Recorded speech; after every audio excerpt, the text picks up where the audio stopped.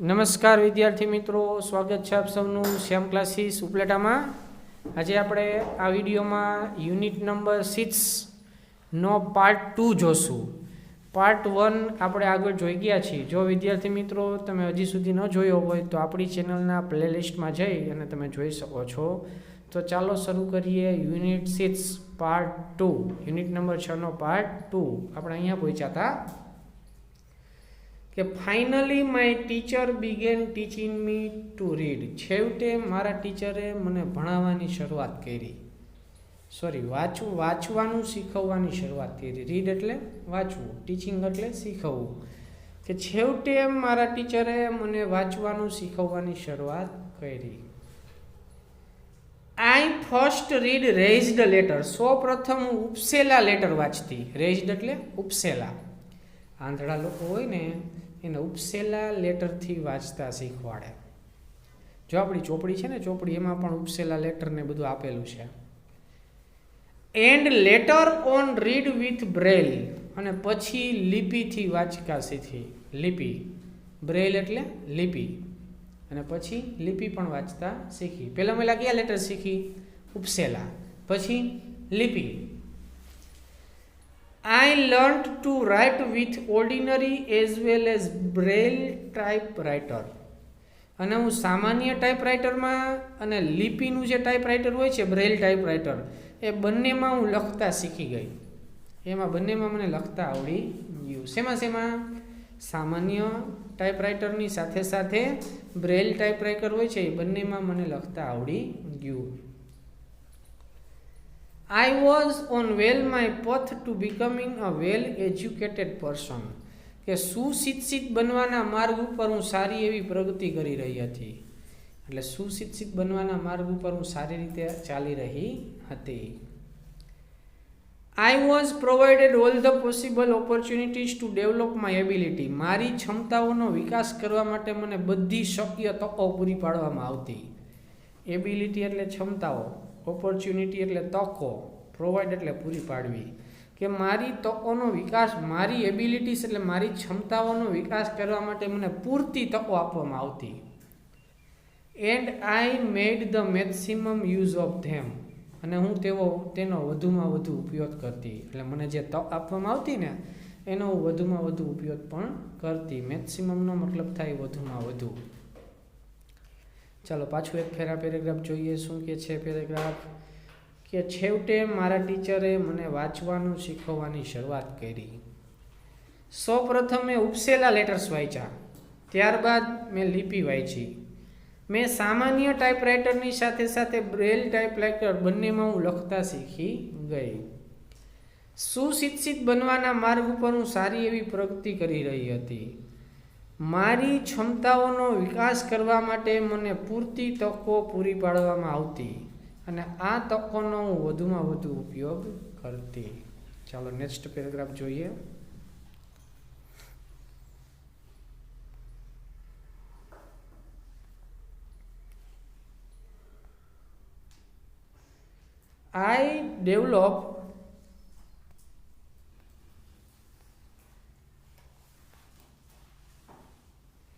I developed great confidence। મારામાં વિશ્વાસ ખૂબ જ વધી ગયો। મારો વિશ્વાસ છે ને વિકસિત થઈ ગયો, ખૂબ જ વધી ગયો। And I even visited the president Cleveland at the White House. અને મેં વ્હાઇટ હાઉસમાં રાષ્ટ્રપતિ ક્લીવલેન્ડની પણ મુલાકાત લીધી। તે મારો વિશ્વાસ છે ને બહુ વધી ગયો હતો। કોણ કહે છે આવું? હેલન। કારણ કે હેલનને લખતા આવડી ગયું છે, વાંચતા આવડી ગયું છે, થોડું ઘણું બોલતા આવડી ગયું છે। હવે હેલનનો વિશ્વાસ છે એ વધી જાય છે। અને હેલન છે ને એ વ્હાઇટ હાઉસમાં રાષ્ટ્રપતિ પ્રેસિડેન્ટની ક્લીવલેન્ડની પણ મુલાકાત લે છે। અમેરિકા છે ને, અમેરિકા, એના રાષ્ટ્રપતિ જે સ્થળે રહે છે ને, એ સ્થળને વ્હાઇટ હાઉસ કહેવાય છે। એની પણ આણે વ્હાઇટ હાઉસમાં મુલાકાત લીધી। In 1890 at the age of about 10, કે 1890માં 9 વર્ષની ઉંમરે આઈ મૂવ્ડ ટુ પર્કિન ઇન્સ્ટિટ્યૂટ। મેં પર્કિન ઇન્સ્ટિટ્યૂટમાં પ્રવેશ લીધો 9 વર્ષની ઉંમરે।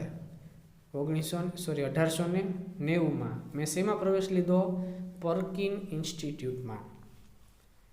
Here my teacher Anne Sullivan continued to teach me. અહીં પણ મારા ટીચરે મને ભણાવવાનું ચાલુ રાખ્યું.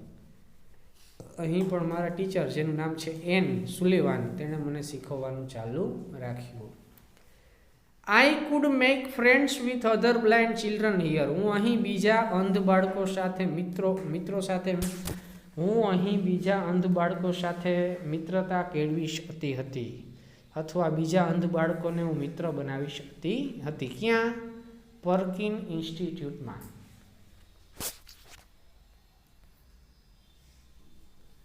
માય લોનલાઇનનેસ એટલે એકલતા began to disappear, અદૃશ્ય થવા લાગી. ડિસેપિયર એટલે અદૃશ્ય થવું. તે મારી એકલતા છે ને અદૃશ્ય થવા લાગી. શું કરવા? તો કે હવે તે પોતે મિત્રો બનાવી શકતી હતી. And my progress of learning improved quite well. અને મારી જે શીખવાની પ્રોગ્રેસ છે એ ખૂબ જ સારી થઈ ગઈ. એમાં ખૂબ જ સુધારો આવ્યો. ઇમ્પ્રુવડ એટલે સુધારો આવ્યો. આઈ લર્ન્ટ લેટિન, જર્મન એન્ડ આર્થમેટિક. હું લેટિન, જર્મન અને ગણિત શીખી. આર્થમેટિકનો મતલબ એ ગણિત થશે.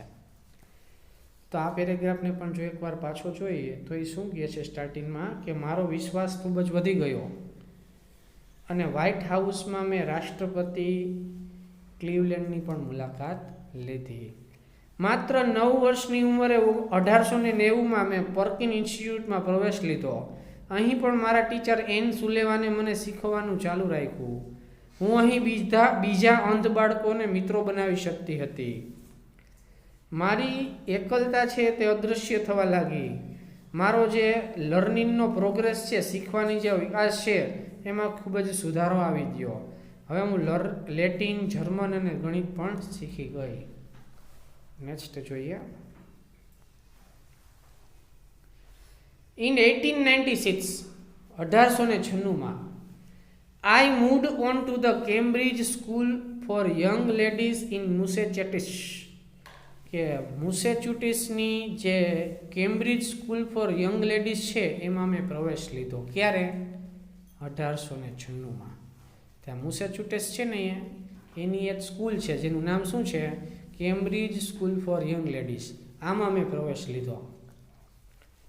This was really a great achievement for a lady like me, who was blind, deaf and could barely produce sounds for communication.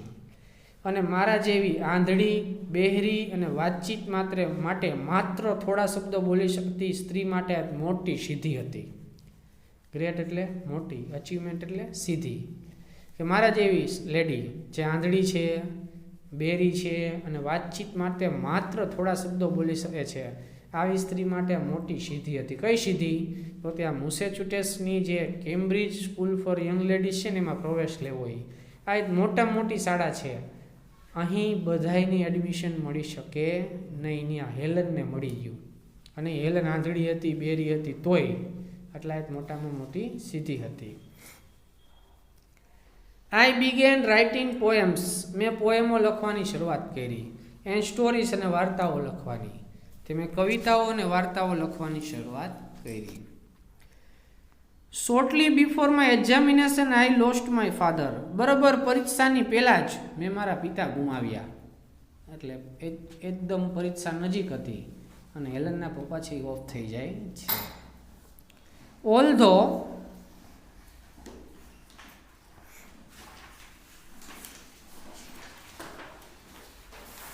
Emotionally disturbed I did my best in examination.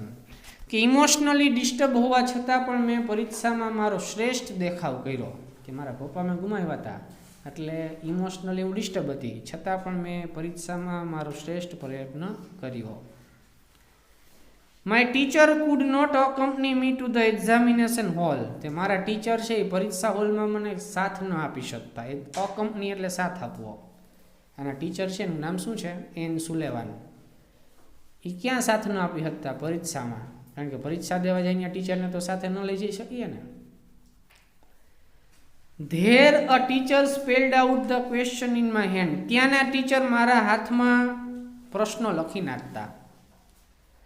And I typed out the answer, અને હું જવાબો type કરી નાખતી. જે અંધ લોકોની પરીક્ષાની આ કઈ રીતે લેવાતી, એને તો પેપર ના આપે, કારણ કે પેપર આપે તો એને દેખાય શું, કારણ કે પોતે અંધ હોય.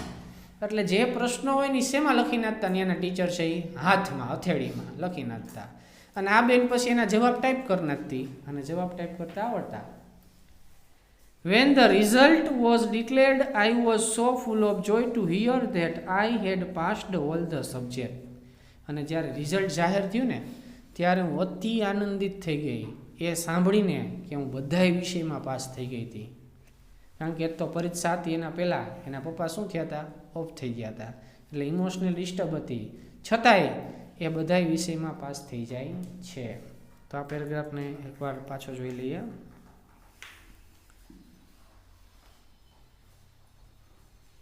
કે 1896માં મેં મેસેચ્યુસેટ્સની કેમ્બ્રિજ સ્કૂલ ફોર યંગ લેડીઝમાં પ્રવેશ લીધો, અને મારા જેવી આંધળી, બહેરી અને વાતચીત માટે માત્ર થોડા શબ્દો બોલી શકતી જેવી સ્ત્રી માટે આ મોટી સિદ્ધિ હતી. મેં પોએમ્સ એટલે કવિતાઓ અને વાર્તાઓ લખવાની હવે શરૂઆત કરી. બરોબર પરીક્ષાની પહેલાં જ મેં મારા પપ્પાને ગુમાવ્યા. ઓલ્ધો ઇમોશનલી ડિસ્ટર્બ હોવા છતાં પણ પરીક્ષામાં મેં મારો શ્રેષ્ઠ દેખાવ કર્યો. મારા ટીચર એક્ઝામિનેશન હોલમાં મને સાથ ન આપી શકતા. ત્યાંના ટીચર મારા હાથમાં ઝડપથી પ્રશ્નો લખી નાખતા અને હું તેના જવાબ ટાઈપ કરી નાખતી.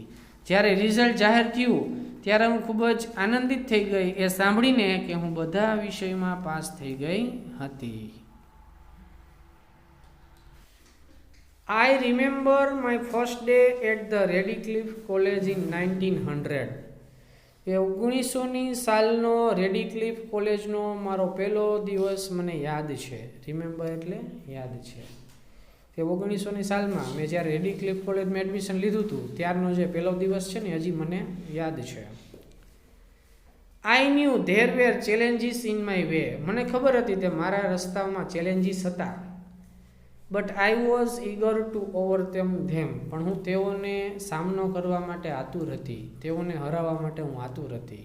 મને ખબર જ હતી કે મને ઘણા બધા પડકારો આવશે, પણ હું તેઓનો સામનો કરવા માટે આતુર હતી. The professors looked far away as if they were speaking through A telephone. અને પ્રોફેસરો એટલા દૂર લાગતા જાણે તેઓ ટેલિફોનમાંથી વાતચીત કરતા હોય. The lectures were spelled out in my palm as rapidly as possible. અને બને તેટલી ઝડપથી મારી હથેળીમાં લેક્ચરો લખાઈ જતા. સ્પેલ્ડ આઉટ એટલે લખાઈ જવું, પામ એટલે હથેળીમાં, એઝ રેપિટેડલી એઝ એટલે બને તેટલી ઝડપથી, કે બને તેટલી ઝડપથી મારી હથેળીમાં લેક્ચરો લખાઈ જતા. I would note down whatever I remember when I went back home. અને જ્યારે હું ઘરે પાછી ફરું ત્યારે મને જે પણ કાંઈ યાદ રહ્યું હોય એ બધું નોટ ડાઉન કરી નાખતી, એટલે લખી નાખતી હતી. પાછો જોઈએ પેરેગ્રાફ. તે રેડિક્લિફ કોલેજનો 1900ની સાલનો પહેલો દિવસ મને યાદ છે. મને ખબર હતી કે મારા રસ્તામાં પડકારો છે, પણ હું તેઓનો સામનો કરવા માટે આતુર હતી. પ્રોફેસરો ટેલિફોનમાં વાત કરતા હોય એટલા દૂર લાગતા હતા. લેક્ચરો મારા હાથમાં બને તેટલી ઝડપથી લખાઈ જતા હતા, અને જ્યારે હું ઘરે પાછી ફરું ત્યારે જે પણ કાંઈ યાદ રહ્યું હોય એ હું લખી નાખતી હતી. Here I began to write about my life. અહીંયા હું મારા જીવન વિશે મેં લખવાની શરૂઆત કરી. અહીંથી મેં મારા જીવન વિશે લખવાની શરૂઆત કરી. I wrote the story both in braille and on a normal typewriter. કે મેં બ્રેઇલ અને સામાન્ય ટાઈપરાઇટર બંનેમાં મેં મારી સ્ટોરી લખી. જો બ્રેઇલમાં લખે તો આંધળા લોકો વાંચી શકે, સામાન્ય કોમ્પ્યુટરમાં લખે તો બીજા જે નોર્મલ લોકો હોય વાંચી શકે. એટલે આણે બેયમાં લખી જેથી બધાય વાંચી શકે. The story of my life was edited by John Mackey. અને મારા લાઈફની જે સ્ટોરી હતી, મારા જીવનની જે વાત હતી, એનું સંપાદન જ્હોન મેકીએ કર્યું. એડિટેડ એટલે સંપાદન કરવું. કે જ્હોન મેકી દ્વારા મારા જીવનની વાર્તાનું સંપાદન કરવામાં આવ્યું. The writing was published in magazine in 1903. અને આ જે લખાણ છે, જે મેં વાત લખી છે મારા જીવનની, એ 1903માં મેગેઝિનમાં પ્રસિદ્ધ થઈ. પબ્લિશ્ડ એટલે પ્રસિદ્ધ થવું. એ 1903માં મેગેઝિનમાં આ લખાણ છે એ પ્રસિદ્ધ થયું. And I was pad four it. અને એના માટે મને પૈસા પણ ચૂકવવામાં આવ્યા. જે મેં લખાણ કર્યું હતું, જે મેગેઝિનમાં પ્રસિદ્ધ થયું, શેના વિશે લખાણ કર્યું હતું? પોતાના જીવન વિશે. એ ક્યાં પ્રસિદ્ધ થયું? મેગેઝિનમાં. અને એનાને પૈસા પણ મળ્યા. We the blind are indebted to Louis Braille as mankind to the Gutenberg. કે જે રીતે માણસ જાતે ગુટેનબર્ગનો ઋણી છે, એ રીતે અમે આંધળા માણસો છીએ ને, એ લુઈસ બ્રેલના ઋણી છીએ. લુઈસ બ્રેલ છે ને, એણે અંધ લોકો માટે લિપિનો વિકાસ કર્યો હતો. તમે વાંચ્યું હોય છે, ક્યાંક વાંચ્યું છે ને, ક્યાંક ભણવામાં એવું હોય છે. એટલે અમે આંધળા લોકો કોના ઋણીએ છીએ? ઋણી છીએ લુઈસ બ્રેલના. જેવી રીતે બીજા માણસો, જે મનુષ્યો, સામાન્ય મનુષ્યો છે, એ કોના છે? ગુટેનબર્ગના. ગુટેનબર્ગ કોણ હતો? એણે પ્રિન્ટિંગ પ્રેસની શોધ કરી હતી યુરોપમાં. અને યુરોપમાં અત્યારે પ્રિન્ટિંગ પ્રેસ શોધાણો ને, પછી ખૂબ જ ક્રાંતિ થઈ હતી. એની અસર બહુ સારી એવી આવી હતી. એટલે માણસ જાત જે રીતે ગુટેનબર્ગનો ઋણી છે, એ રીતે અમે આંધળા લોકો છીએ ને, એ લુઈસ બ્રેલના ઋણીએ છીએ. શું કહે છે પાછું જોઈએ. કહી મેં મારા જીવનની વાત વિશે લખવાનું સ્ટાર્ટ કર્યું. મેં આ વાત છે એ સામાન્ય ટાઈપરાઇટર અને બ્રેલ બંનેમાં લખી. મારા જીવનની વાત છે એનું સંપાદન જ્હોન મેકીએ કર્યું.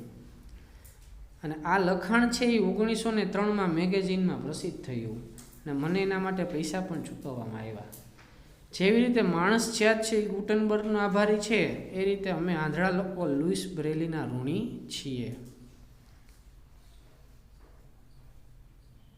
On 28th June 1904, I graduated from the Radcliffe College. એ 1904ની 28 જૂને મેં રેડિક્લિફ કોલેજમાં ગ્રેજ્યુએટ કરી લીધું. કઈ તારીખે? 28 જૂને. કઈ સાલમાં? 1904માં. મેં શું કર્યું છે? રેડિક્લિફ કોલેજમાંથી ગ્રેજ્યુએટ કરી લીધું, એટલે કોલેજ પૂરી કરી લીધી. I felt proud that I became the first deaf blind person to earn a Bachelor of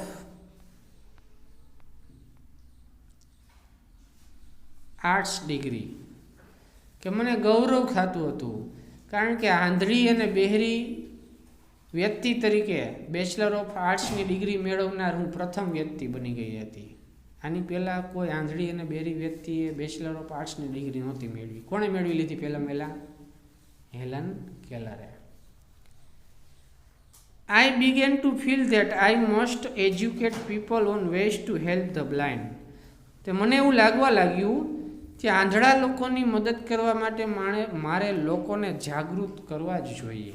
મને એવું ફીલ થવા લાગ્યું કે જે આંધળા લોકો છે ને, એની મદદ કરવા માટે મારે બીજા લોકોને જાગૃત કરવા જોઈએ. My prime goal in my life was to spread awareness regarding the poor neglected state of blind. તે અંધ લોકો છે જે ઉપેક્ષિત છે. ઉપેક્ષિતનો મતલબ શું થાય છે? જેની ગણના કરવામાં નથી આવતી. એવા લોકો પ્રત્યે જાગૃતતા ફેલાવી એ જીવનમાં મારો પ્રાઇમ ગોલ હતો, મુખ્ય ધ્યેય હતો. પ્રાઇમ એટલે મુખ્ય, ગોલ એટલે ધ્યેય.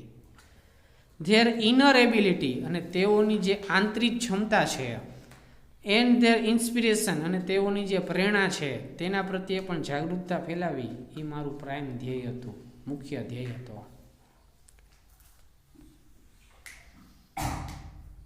I had to raise funds not only to sustain a living for myself, but also to start project to remove darkness and miseries from the lives of other blind people. કે મારું જીવન ટકાવી રાખવા માટે જ નહીં, સસ્ટેન એટલે ટકાવી રાખવું, લિવિંગ એટલે જીવન, કે મારું જીવન ટકાવી રાખવા માટે જ નહીં, પણ બીજા અંધ લોકોના જીવનમાંથી અંધકાર અને દુઃખોને દૂર કરવા માટે મારે ફંડ ઉઘરાવવાની જરૂર હતી.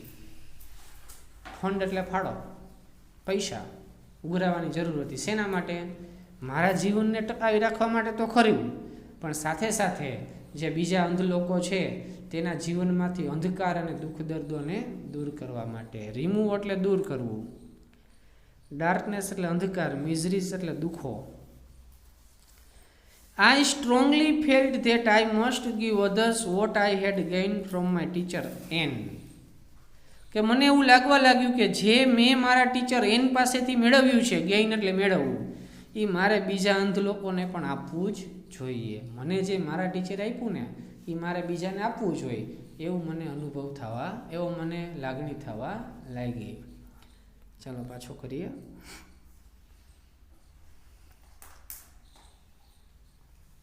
તો 28 જૂન 1904ના રોજ હું રેડિક્લિફ કોલેજમાંથી 1904 અને 28 જૂનના રોજ હું રેડિક્લિફ કોલેજમાંથી ગ્રેજ્યુએટ થઈ ગઈ. મને ગૌરવ થતો હતો કારણ કે અંધ અને બહેરી વ્યક્તિ તરીકે બેચલર ઓફ આર્ટ્સની ડિગ્રી મેળવનાર હું પ્રથમ વ્યક્તિ બની ગઈ હતી. મને એવું લાગવા લાગ્યું કે મારે અંધ લોકોના મદદ માટે લોકોને જાગૃત કરવા જોઈએ. પછી શું કહે છે તે અંધ લોકો જે ઉપેક્ષિત લોકો છે તેઓના વિશે જાગૃતતા ફેલાવી એ જીવનનો મારો મુખ્ય ધ્યેય હતો. તેઓની આંતરિક ક્ષમતા છે, તેઓની જે પ્રેરણા છે, અને મારે મારા જીવનને જ ટકાવી રાખવા માટે નહીં, પણ અંધ લોકોના જીવનમાંથી અંધકાર અને દુઃખ દર્દને દૂર કરવા માટે મારે ફાળો ઉઘરાવવાની જરૂર હતી. મને એવું સ્ટ્રોંગલી ફીલ થવા લાગ્યું કે મેં જે મારા ટીચર એન પાસેથી મેળવ્યું છે એ મારે બીજા લોકોને આપવું જ જોઈએ. Then came a dark cloud in my sky. પછી મારા આકાશમાં એક કાળું વાદળું આવ્યું. અહીંયા છે ને લેખિકા કંઈક રૂપક વાપરા છે, મારા આકાશમાં. આકાશમાં એટલે પોતાના જીવનમાં. અને કાળું અંધારું કાળું વાદળું આવ્યું એટલે મુશ્કેલી આવી. એમ કહેવા એમ માગે છે કે પછી મારા જીવનમાં મુસીબત આવી, પણ લખે છે શું કે પછી મારા આકાશમાં કાળું વાદળું આવ્યું. I was deeply concerned about that. મને એના વિશે ખૂબ જ ચિંતા થતી. શું અંધારું આવ્યું છે, શું એનામાં મુસીબત આવી છે એના જીવનમાં એ જોઈએ. My teacher's eyesight was worsening day by day. મારા ટીચરની દ્રષ્ટિ દિન પ્રતિદિન નબળી થતી જતી હતી. ડે બાય ડે એટલે દિન પ્રતિદિન, વર્સિંગ એટલે નબળી થવી. કે મારા ટીચરની જે દ્રષ્ટિ છે એ દિન પ્રતિદિન નબળી થતી જતી હતી. As a result she could not see clearly. પરિણામ સ્વરૂપે તેણી સ્પષ્ટ રીતે નહોતી જોઈ શકતી. એઝ એ રિઝલ્ટ એટલે પરિણામ સ્વરૂપે તેણી સ્પષ્ટ રીતે જોઈ શકતી ન હતી. She was brave. તેણી બહાદુર હતી. ઇનફ એટલે પૂરતી. To fight against Har problem. તેણીની સમસ્યા સામે લડવા માટે. તે તેણીની સમસ્યા સામે લડવા માટે તેણી પૂરતી બહાદુર હતી. But I was sorry because she did not heed to her problem of her eyes. પણ હું દિલગીર હતી કારણ કે તેણી પોતાની સમસ્યા પ્રત્યે ધ્યાન ન આપી શકતી. હવે અત્યારે કોને સમસ્યા આવી છે? એના ટીચરને આવી છે. શું આવી છે? આંખું છે એ શું થાય છે? નબળી પડતી જાય છે. પણ એના ટીચર છે ને એ પોતાની સમસ્યા વિશે ધ્યાન નથી આપી શકતા. શું કરવા ખબર? તો કે કોને ભણાવે છે? હેલનને. નહીંતર બીજો કોઈ ટીચર હોય ને તો પોતાની આંખો નબળી પડે તો એ ભણાવવાનું બંધ કરીને આંખોનો ઇલાજ ચાલુ કરે. પણ એના આ ટીચરે એવું કર્યું નહીં. એણે પોતાની આંખનો ઇલાજ ન કરાવ્યો, પણ એને આઈન સુલેવાને હેલનને ભણાવવાનું ચાલુ રાખ્યું.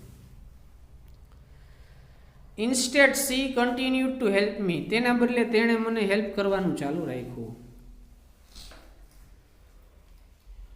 At last my teacher lost her eyesight completely. છેવટે મારા ટીચરે તેઓની દ્રષ્ટિ સંપૂર્ણપણે ગુમાવી બેઠી. એટલે હવે એના ટીચરે કેવા થઈ ગયા? આંધળા. And become blind by the year 1935. અને 1935માં તે પણ આંધળા થઈ ગયા. She sacrificed her eyesight for me. તેણીએ મારા માટે તેણીની દ્રષ્ટિનું બલિદાન આપ્યું. સેક્રિફાઈસ્ડ એટલે બલિદાન આપવું. તે તેણીએ મારા માટે તેણીની દ્રષ્ટિનું બલિદાન આપ્યું. કોણે? તેણીના ટીચરે. કોના માટે? હેલન માટે. પાછળ જોઈએ કે પછી મારા જીવનમાં એક કાળું વાદળું આવ્યું. મને તેના વિશે ખૂબ જ ચિંતા થતી હતી. મારા ટીચરની આંખો દિન પ્રતિદિન નબળી પડતી જતી હતી. પરિણામ સ્વરૂપે તેણી સ્પષ્ટ રીતે જોઈ નહોતી શકતી. તેણી તેણીની સમસ્યા સામે લડવા માટે બહાદુર હતી, પણ હું દિલગીર હતી, કારણ કે તેણી પોતાની સમસ્યા પ્રત્યે ધ્યાન નહોતી આપી શકતી અને તેના બદલે તેણીએ મને મદદ કરવાનું ચાલુ રાખ્યું. છેવટે મારા ટીચરે તેની દ્રષ્ટિ ગુમાવી દીધી અને 1935માં સંપૂર્ણપણે આંધળી થઈ ગઈ. તેણીએ મારા માટે પોતાની દ્રષ્ટિનું બલિદાન આપ્યું. ચાલો લાસ્ટ પેરેગ્રાફ પણ જોઈ લઈએ. What a sacrifice it was. તે કેટલું મોટું બલિદાન હતું. કોઈ ટીચર છે એ પોતાના સ્ટુડન્ટ માટે દ્રષ્ટિનું બલિદાન આપી શકે? મોટા ભાગના તો ના આપે, પણ આના ટીચરે આપી દીધું. If she had not supported, જો તેણીએ સપોર્ટ ન કર્યો હોત, એની એન્કરેજડ અને પ્રોત્સાહિત ન કરી હોય, મી એટલે મને, ટુ લર્ન એટલે શીખવા માટે, તે જો શીખવા માટે તેણીએ મને સપોર્ટ ન કર્યો હોત અને તેણીએ મને એન્કરેજ ન કરી હોત, તો I would not have enjoyed the beauty of the world, તો હું આ દુનિયાની સુંદરતાને માણી શકી ના હોત. I can not think myself apart from her, તેણીના વગર હું મારા જીવનનો વિચાર પણ નથી કરી શકતી. તે જો તેણી ન હોત તો હું ના હોત. હોત તો ખરી, પણ આ જે દુનિયાની સુંદરતાનો મેં જે આનંદ માણ્યો છે એ ન માણી શકત. એટલે તેણી વગર હું મારા જીવનનો વિચાર પણ કરી શકતી નથી. માય હાર્ટ ઓલવેઝ સ્પીક્સ, મારું હૃદય હંમેશા બોલે છે. આઈ લવ યુ ટીચર, તે ટીચર હું તમને ચાહું છું. શું કહે છે લાસ્ટ પેરેગ્રાફ? કે તે કેટલું મોટું બલિદાન હતું. જો તેણીએ શીખવા માટે મને સપોર્ટ અને એન્કરેજ ન કરી હોત ને, તો હું આ દુનિયાની સુંદરતા માણી શકી હોત નહીં. તેણીના વગર હું મારા જીવનનો વિચાર પણ કરી શકતી નથી. મારું હૃદય હંમેશા બોલે છે કે ટીચર હું તમને ચાહું છું. તો વિદ્યાર્થી મિત્રો, હેલન કેલર વિશેનો આ સુપર પાઠ આપણે અભ્યાસ કરી લીધો. આશા રાખું છું કે સરસ રીતે તમને સમજાઈ ગયો હશે. જો વિદ્યાર્થી મિત્રો આટલા સરસ પાઠ તમને ભણવા મળતા હોય તો તમારે આપણા વિડીયોને લાઈક કરી જ દેવો જોઈએ અને તમે આપણી ચેનલને સબસ્ક્રાઈબ પણ કરી દો. Thank you. જય હિન્દ.